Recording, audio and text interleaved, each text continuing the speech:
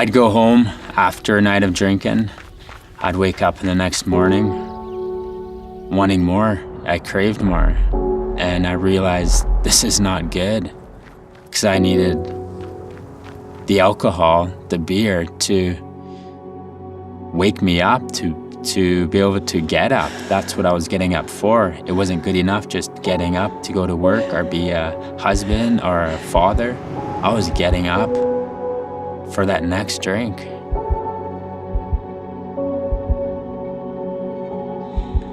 I can remember that first drink of beer. Just a few days before that first drink, my nephew Cameron had passed away while he was undergoing heart surgery. And Cameron was only 12 years old during his surgery. So that's when I started to drink, was after Cameron's death. And after that, it just escalated to more and more. The lowest point in my life was when my mom called me. She'd called me lots, but this night was different. We had an argument, and little did I know that that night she would pass away, and that would be the last thing I would remember was talking to my mom, is hanging up on her.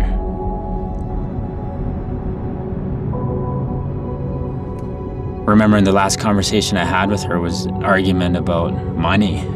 So when I'd go out drinking, I started gambling. I'd put money in, and when I lost, I was happy because that was the argument I was with my mom. It was about money. I gambled to lose. The more I lost, the better I felt. Just like the more I drank, the better I felt.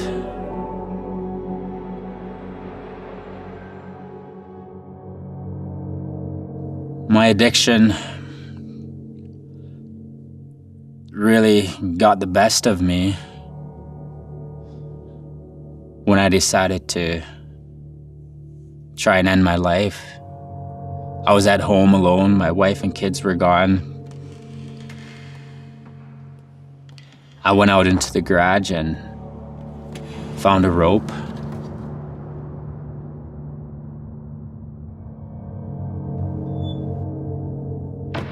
I even Googled how to make a noose. And tried to hang myself.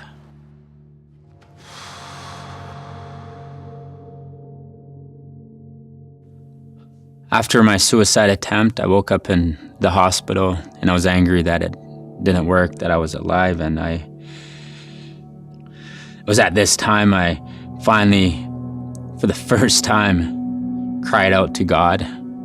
I said, God, if you still have a plan for me, if there's still purpose, I need you to show me a sign. Not tomorrow, not next week. I need a sign right now. And I'm angry at God. I'm angry at everything.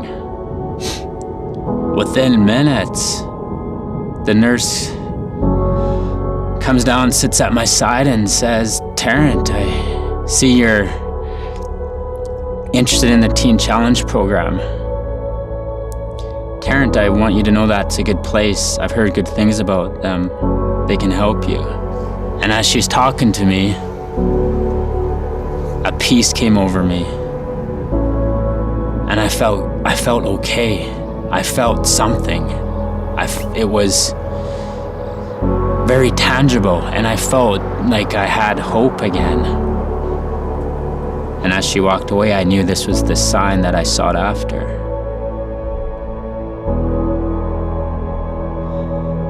The moment I walked into Teen Challenge, I knew that that's where God wanted me to be.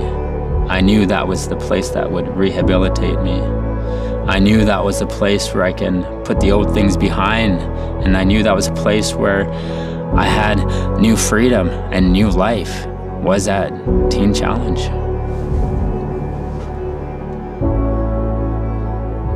During my year-long rehab at Teen Challenge, there definitely defining moments. One was on the second day during chapel worship service, I rededicated my life back to Jesus Christ. Not only was I affected through my year-long process at Teen Challenge, but also the lives of my wife and my children. How God had restored my marriage, and I was now being able to be the father that I was called to be, and the husband that I was meant to be. Heavenly Father, we're just so grateful to be here together as a family. Even when I didn't think I'd receive grace from God, all the things I have done to my wife and to my kids and to myself, my own body. And knowing that Jesus gave me grace so that I can put all that away, leave that all behind me, to feel that grace, to start fresh, to start new, really a new life, a new creation. Because if it wasn't for grace, I'd still be hanging on to all that garbage that I hung on to in the past. But because of grace, I have been set free.